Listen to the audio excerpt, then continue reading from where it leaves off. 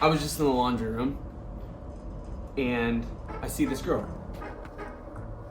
I think it's Gabriella. Is there an Anyways, I go into the laundry room and every time I'm in there, I see this girl doing something. It's like she's never read a rule in her life. Like understanding that there are rules in place to keep this society flowing in a good fashion. She doesn't even write her name down. But I always see her throwing her stuff into the washing machine. She'll go around, she'll put 10, 20, 40 just pods into the washing machines.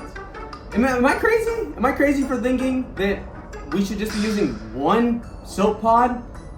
Also, shrunk my favorite shirt because she put my shirt in the dryer. All that to say, 3 things. Sign up for your time slot, 1 Tide Pod. Let's stop wasting these. Don't take people's stuff out of the washing machine, put them in the dryer. You're gonna shrink other people's favorite t-shirts and ruin their day.